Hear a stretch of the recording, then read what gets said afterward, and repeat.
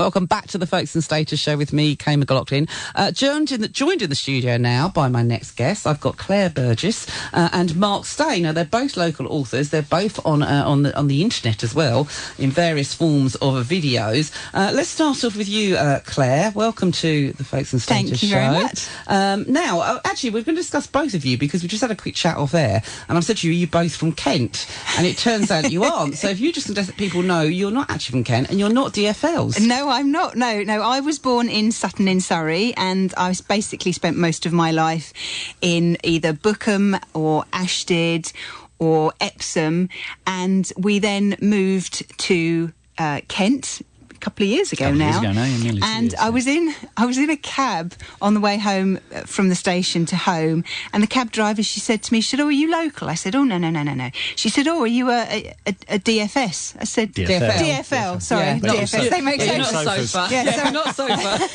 So she said, "Are you a DFL?" And I went, "No, I'm an AFS." She said, "An AFS? What's that?" I said, "Across from Surrey." I love that. Absolutely love it. There's going to be lots of Surrey people who are listening to the Folkestone now and go, "Oh, I'm not a DFL. I'm an AFS." I'm going to tell people that. You've started a new thing there.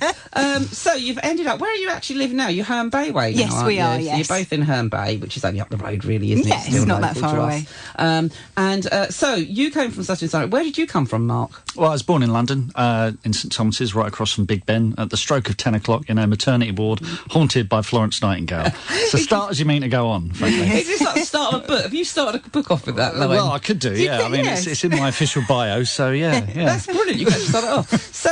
So you're both into writing, you're both into books. Who got into books first and writing first?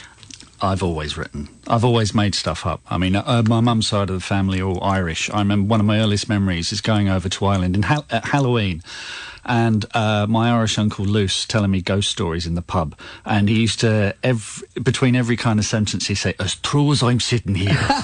The ghost, she came through the wall there, as true as I'm sitting here. Scared the bejesus out of me. And I've been writing about strange things ever since. Yeah. And so you've published books, haven't you, Mark? Now yours are sci-fi stroke fantasy, aren't they? Yeah. Bits of robots and magic and wizards, anything. I think I'd struggle to write anything straightforward. I couldn't resist the urge to put something a bit odd and peculiar in it. So, yeah. So were you watching things like Star Trek and Doctor Who when you were a kid? Star Wars changed my life. Oh, so you weren't sort of in Star Trek or Doctor Who before? No, you moved into Star Wars. I was, I wanted to be a firefighter. We had a fire truck come to my school. I sat in the front, I put the helmet on, thought this is the life for me, rescuing cats, that sort of thing, putting out fires. And then on my birthday, 5th birthday, I went to see Star Wars, and I was like, as soon as that Star Destroyer came overhead, I thought, well, what's that? How can I be that? And it ruined my life. I could have been something useful, but instead I'm making stories up. So you couldn't be a Jedi Knight, unfortunately. Well, I've tried, but I failed the exam. Okay. So you decided you're going to write about things like this? Yeah, always made stuff up along those lines. And I didn't know anyone in publishing, didn't know anyone in the film industry, but I kept plugging away. I had some very good teachers, very encouraging stuff. And Claire and I, we started our own theatre company together. Oh, yes. How did you meet then? Did you meet sort of in London? Well, you don't be embarrassed now. Go on, tell us. It's legal. People are going to be... No, it's nothing illegal. People are going to be, at home going, oh... No, we first met when... I think I was about 15, 14, something Teenage like that. I saw him. There was a local sort of church group that used to meet on a Friday, and it was called the Coffee Bar. And, people would come and go. And because Mark's only a school year above me, I knew a lot of his friends because my sister is the same age as him. So some of your mates went to the same primary school that I went to with my sister, so I knew them. Anyway, so at this coffee bar, I saw this chap walk in. I thought, oh, he's quite nice. Yeah. Oh, yeah. Won't tell anybody, because if you tell somebody, then something will go disastrously wrong. So we would see each other on Fridays at the coffee bar, just used to play table tennis with each other. She was way out of my league. I never even knew I was in with a shot. And then we didn't see each other for quite a while. Yeah. And then we went to a party at the Leatherhead Football Club, and I saw him there, and I went over to him, and how old was must have been about 16, I think. And I went over to him and I said, I used to fancy you. I said, Used to. Yeah. Used to. Don't anymore, which was a complete and utter lie, because I still had this little crush on him. Yeah. And Thanks, love. then when we did our first play with the Ashdie Plays, which was November 91. How do you remember this stuff? No, November 92. Because she's a woman, she's married to you. Whenever you try and argue with her, she will throw it back in your face. A date in a year. It was November 91 because Christopher was born in January 92. The listeners don't need the whole family. Anyway, so we did that first play together, which we were actually going out with other people at the time. And then when we had to do the next play with the Ashdie Plays in the March-April time, we had a kissing scene. Yeah. And so we decided to go to a neutral place, Some which extra was rehearsals. Yes, some extra rehearsals, you know. And he suggested Ashdie Recreation Ground. So I Classy. Proper classy. I know. So I met him up there. Beyond the So bushes. we practiced our kissing, and as we were practicing our kissing, the police car drove up chasing somebody, and then we started going out at that point, and that was just before I was 18, and we've been together for a very long time. For several years now. Quite a few. Yeah, January we're going to celebrate 25 years of marriage. That's absolutely brilliant. Yeah. Congratulations. Thank you. Or commiserations, whichever one applies, really. So, Mark, you started the writing first, obviously, then. After you got together, you'd done your theatre group, and you started writing. Have you done that? Do you do this as a full-time job? I do now. Yeah. I do now. It's hard. It's really hard to make a living doing this stuff because it's very competitive, you know. And but I love it. I absolutely love it. But yeah, we formed our own theatre company. We started doing other people's plays. I wanted to do a Johnny Spate play, and he died, and I couldn't get the rights. And so I had a venue booked, but no play. So in about 8 weeks, I wrote a play about all the terrible camping trips my parents had taken me on as a child. It's like therapy. And it went down really, really well. And a friend of mine he makes documentaries now, but he just started out as a camera operator in telly, and he was like the only person I knew in telly or anything like that. He said, there's too many actors, but not enough writers. Keep writing. And that was about 20 years ago. And I think that was his way of telling me I was a terrible actor. But I took it to mean keep writing. So I did a play a year for a few years. We put plays on sort of locally. Then we did the Edinburgh Festival. And one of my plays got optioned, and I started meeting agents and stuff like that. And I met a guy who now lives in Whitstable, actually, a director called John Wright, and we started working on various projects together. And one day he had an idea about a robot invasion and stuff like that, and that became the film that we wrote, Robot Overlords, and I did the book as well. And so there's actually a film out. Ben Kingsley, Gillian Anderson, it was at the BFI Film Festival a couple of years ago. It's on Sci-Fi every other week at the moment. Yes. So That's brilliant. it's on Amazon Prime as well. But we wrote that film. I did the book of the film and done a couple of books. And all four of us were extras in the scene in the hotel. Yeah, so we're all in it. Well, were you just sitting there as you were like guests in the reception? No, this is a scene where there's like a bare knuckle boxing fight. This is a kids' film, believe it or not. Yeah. And we're cheering everyone on, and it's a scene with Tamer Hassan, and it's like this is where the robots have put all the ne'er-do-wells. So it was really good fun. Yeah, really. We did my the longest. dad's in there as well. Yeah. George, our son George was he was still at primary school, but he just finished his SATs, and he was having a massive growth spurt, and his legs were hurting so much, so we would just sort of kept giving him painkillers to try and get him through. Like Judy Garland. But Emily was at secondary school, and I said to the schools, I said, this is not a holiday. I said, they are working. I said, so it should be classed as a working day off, which we were granted. And then we did the longest school run in history. We got up at 5 o'clock in the morning. This is on the Isle of Man. Yes, we filmed on the Isle of Man. We got up about 5 o'clock in the morning, got the flight on a propeller plane back to Gatwick, where we left the car. And all their school uniform and all their school bits were in there. And we got in the car, we stopped off at a supermarket, I won't say the name of it, to get their lunch. And then whilst I was getting their lunch, they were getting changed into their uniform in the car, and we got them to school between 9:30 and 10 o'clock in the morning. Boom, done. There we go. And we got home and just went, Did they say, did you get stuck in traffic? Yeah, there was a bit stuck. yeah, there was a problem with the plane. Yeah. But no, so we did the longest school run in history. So you've done books, you've done plays, you've done films now, obviously with that. So was Mark doing all this, and then what were you doing? Were you like on the sidelines then, or were you thinking? No. I didn't expect that at all. So what was how did you come to be?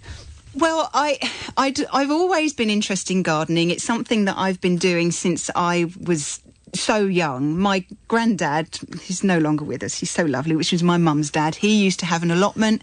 I used to go down and help him with it. I was fascinated by how things would grow. And my mum had a garden as well, and she gave us a section, a little section for Michelle and a section for me, and we could grow whatever we wanted in that area. My sister decided to grow flowers, but I wanted to grow fruits and vegetables because that's what I was really interested in. The first thing I ever sowed were radishes, and I had this view that if you sowed, I know that's what you're growing. I know, I'm so excited.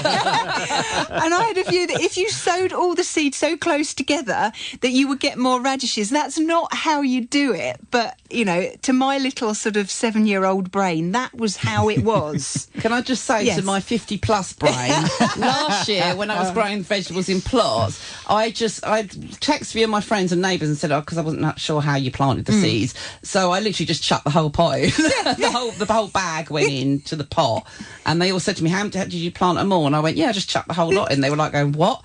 And I was going, well, they go, no, you meant to one at a time. I was going, they're tiny. How well, no, you don't do them one at a time. You just take a pinch between your thumb and your finger, and you just move them backwards and forwards and move your hand, and then you'll get a few together. I just went, well, there's mud there, that'll do, and emptied the whole bag in and hope for the best. I'm very much a believer in Mother Nature and survival of the fittest. Yes. That is my gardening expertise. So you started with your own little plot, absolutely fascinated with that, and then how's that developed and then, over the years? we once I left home and we moved to Epsom, we had a slightly bigger garden, so I used the end section for growing some fruits and vegetables, but then we had the children and they obviously wanted the garden to play in. How dare they? They're so inconsiderate. Yes, I know. So I got an allotment which was not far down the road from us anyway, and it was 160 square metres, the first one. Epsom, and you'll never do them in whatever other people do them. It's just they have weird sizes. But anyway, that was classed as a full plot, and it was grass and it hadn't been used for years, so I basically had to dig it and create all the beds. There were quite a few unsavoury words whilst I was doing that, but I eventually got to do it. And every year you have to think, next year it will be better, next year it will be, there'll be fewer weeds and it will just be slightly more organised. So the kids then got a little bit older and they were at preschool and everything else. And the area that I'd used all that space up. And I said to Mark, I need another plot. I just need another one because I've used all that space up. Or a farm somewhere, or the downs. Yes, anything. So there was actually one diagonal to me. So I went to the council and I said, look, I need another one, but I don't want it on the other side of the site, which was huge. I said, there's this one here. I said, I want that one. Yeah. Oh, you'll have to go on the waiting list. Okay, how many people are on the waiting? 12. Okay, fine. So about 3 days later, I got the form through to say, yes, you can have that. I was thinking, how could I have skipped? What's so wrong with it? Yeah, well, no. The only thing I can think of is that somebody went down and looked at my plot, which was immaculate, and said, oh, yeah, just give it to her. Yeah. So I then said to Mark, right, well, this one is covered in brambles and it was just basically going back to square one. So he said, why don't you do YouTube videos to show how to go from an overgrown plot to a usable, workable plot? I said, nobody's going to want to watch that. Why would anybody watch that? So we looked online, and there really was nothing about. There were people going, here are my carrots, and here's my potatoes. How long has this YouTube channel been running now? Then 11 years now. Well, so back then, 12 really, years. 12 years. 2007. It was usually some something. bloke with a shed saying, "And here are my." I wasn't going to do the accent because I thought you'd tell me off. 11 years is actually quite a long time in YouTube terms. Oh, it is. So so you were right in at the start with that. Yes. So I was the first one who did allotment videos really to that scale.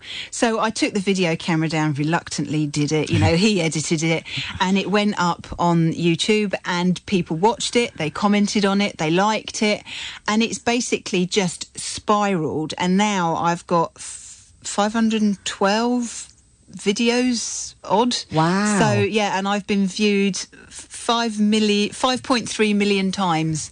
But do you not look back at the first one and think, oh, what was I doing? I know. Or what I did look my back hair and look like?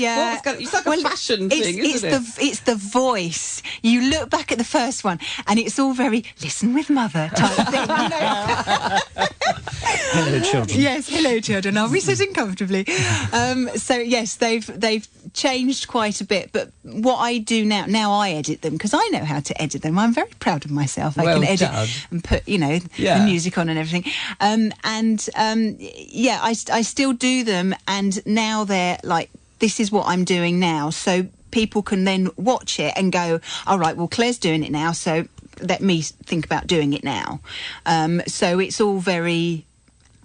And it's quite good to see, like, a normal person, sort of, out an allotment who, just saying, like, you're doing it like a normal person would. You're not like some big professional and talking big words and things like that. I never used the fancy. There's no Latin. No, see, that would me, I'd be like that. I've told you, I'm such a novice at this. I ring my friend out and I go, the things in the greenhouse, things need to be done to them. That's it. That's my description. She goes, what things? Like, I don't know. The plant things need to have stuff done to them. So when you take a plant out of a pot to put it in the ground, I say you nestle the stem between two fingers, you turn it upside down, you squeeze the pot and you bash its bottom, and then you take it off. So it's all that sort of there's no faffy words. It's all I'm like you, Claire. I can't garden for toffee, but having watched Claire's videos, she does take you through every stage in a very simple way, and it's things like just dip it into the net.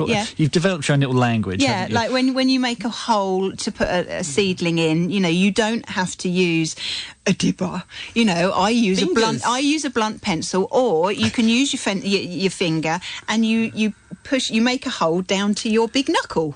In the middle, so it's easy. People, simple things that people can go, oh, okay. Anyone can follow it, and that's... It's like a dummy's guide, isn't it? Basically, I need stuff like that, because if once it starts getting complicated, I'm like that. My eyes glaze over. I'm like, no, I've got no interest. So you have to say to me, just do this, and then I go, oh, I'll just put my finger in and I do that. Yeah, perfect. So you've got the YouTube videos now. So you've got your own. It's called Claire's Allotment. Claire's Allotment, and then this has led on to some children's books that you produce now, has indeed. Which is Lottie's and Dottie's. Yes, I've got 3 Lottie and Dottie books. Yeah. The first one, they grow carrots. And the second one, they grow sunflowers, and the third one, they grow pumpkins. And you've got these 2 little girls, and they go... Yes, I put one of each in, so you can see. Can't see them that well on radio, no. but just bear with me. just trust us. And you've got, in the carrots one, you've got the 2 little girls, Lottie and Dottie, and they go to the garden centre, they choose some seeds, they come home, and they sow them and look after them. And it basically goes... It's a story, but all the information that you need is in all of the books, and then right at the very back then there's like a little quick reference, so you can go, oh, now what should they look like now? This is it. And it just gives you some idea of time as well. I need these actually for me, not for the children. Do you get a little pack of seeds with it, carrot seeds with it? Does that come with it? When I do events, either at bookshops, I did one recently at Harbour Books in Whitstable. I've done quite a few there actually. Or if I do, what was the one in Whitstable? The Whitlit. Yeah. Or in school events that I do, then when they buy a book, then they'll get a free pack of seed, or a little sort of snappy bag of seeds that they can then go Yeah, 'cause with it's it. brilliant because you've got the book, but you need You want the seeds. seeds, Yeah, yes. you need to do it. I want to start now. I want to go Yes, out there and yes. grow carrots. Actually, I'm not growing carrots this year. Carrots I come in grow all carrots? sorts of different. Well, different do you know what? It's so complicated. shapes And I sizes and love colours. I love jacket potatoes, and I actually, can I grow jacket potatoes? And then I've been looking at things, and they're going, you've got to buy seeded potato, and you've got to. And I was like, no, I've lost the will to live now. I just want to know. My idea of like growing vegetables is just plonk it in a pot and see what happens. Well, potatoes are perfect for that. I've got a load of my potatoes they're like 30-litre pots, and I've just put a little bit of compost on the bottom, put the potatoes in, filled the rest of the bucket with compost, and you basically just leave them, and they will then come up, and the green bits will show, and then they're now quite So tall. jacket potatoes, big ones. Yes. Because something's going on with jacket potatoes at the moment. Every supermarket I'm going into, they're like the size of a roast potato. They're too small. And what's going on? What's Yeah. going on? And I like the big size that can feed a family for a week, you know. and I was thinking, well, how do I grow a jacket potato? How do I grow the big ones? So I have to find certain ones, and there's certain times a year I'm like this. Oh, this is too overwhelming. Well, for me. potatoes come in various different ones. You get your first earlies, which are the really small ones, your new potatoes. Yeah. Then you get your second earlies, which you should be digging up fairly soon, actually. And then you get your haven't even planted them. and then you get your mids, and your lates are the ones that you use for jacket potatoes. Now, the ones that I swear by are Sarpomera. Everybody write this down. Could you spell this out to me? It's a Latin name. No, I don't know. that's what they're called. Sarpo. Yeah. Mira. All right. So, Okay. people of Folkestone, if you're listening and you like jacket potatoes and you're very devastated like me every time you go in a shop, they're so tiny, that's the size of a roast potato to me. Sarpo Mira. Where'd you get these from then? You will buy those as seed potatoes, and they're usually available sort of March, April time from a garden centre or Am I too late now, You then? are a little bit too late just for devastated those, now. I'm afraid. We got some we can sell you. Excellent. I know where to find you. But they're great because they don't get blight, and they grow really, really large. Oh, this is I've had excellent. some massive ones. I had one. I dug up one year which did mashed potato for 5 grown-ups. Oh, It see, was this is what I enormous. want. So next year I've got to do this, haven't I? I've got Yeah. to plan ahead, Yeah. really. Claire and Mark, we've run out of time now Oh, good Lord. on this interview. We've been chatting for ages. I could sit and chat to you for hours, actually. Have I talked more than you have? Fascinating. There's no change You there. can, then. yeah, you can have a row about it when you go home. Thanks so much. And Mark, where should people go and find out more about you and your books if they like sci-fi and they like fantasy? I'm at markstaywrites.com, Twitter at markstay. I'm going to be at Herne Bay Sci-Fi by the Sea on Father's Day, which is an amazing day out. If you love Doctor Who, if you love Star Trek, Star Wars, anything My like friend's that. going to that. They're dressing up, and her son and Yeah. some other friends, Gaff from Folkestone, he's dressing up. It's a brilliant family cosplay, day, isn't it? And everything like that. But it's one of these things where these things you used to see just the typical kind of sci-fi geek go to them. Yeah. Now it's the whole family. The whole family there in Marvel T-shirts or Doctor Who shirts or Star Wars shirts, and it's a really great family day. Excellent. I'll be there with some writer friends. We'll be signing books and shooting the I'll breeze. tell my friend to look out for you. Yeah. So if Scottish woman comes over and starts going, "Roar," you'll go, oh, you must be Scottish Amanda. You have to say like that. 'Cause none of her Scottish friends can believe she's called Scottish Amanda. I know everybody called Amanda. You're the only Scottish one. And then Claire, where should we find out more information about you? Well, you can either visit me on Claire's Allotment YouTube, or I have a blog, or I have a Claire's Allotment Twitter, and it's got information on, you can buy the books on there. I am doing Right by the Seaside as well, and I also do school events, so it's not too late to book a school event. I think I've got about 4 dates free until the end of term. And what do you do when you go into schools? You talk about... We do gardening workshops, so whether they want to sow seeds, which we can still... I'm doing one in a few weeks' time, which we're sowing some nasturtium seeds. We can either create a vegetable, a herb bed so that they can see the herbs and as they grow. Or a good one that we do where kids get all really messy is to go and find bugs. So each workshop lasts about an hour, and it's each class, and the kids all get involved, and they just have so much fun, and I have so much fun too. It does. It sounds brilliant. I'm going to have to come along to a children's workshop. Okay, so Mark and Claire. So Mark Stay, go and check him out. Google him for sci-fi and fantasy books. And then you've got Claire and Claire's Allotment, and she's got Lottie and Dottie's, their children's gardening books, and she's also got a YouTube channel as well. Thank you so much for coming onto Academy Thank you. FM. Thank you Folkestone. very much. It's been an absolute pleasure to meet you.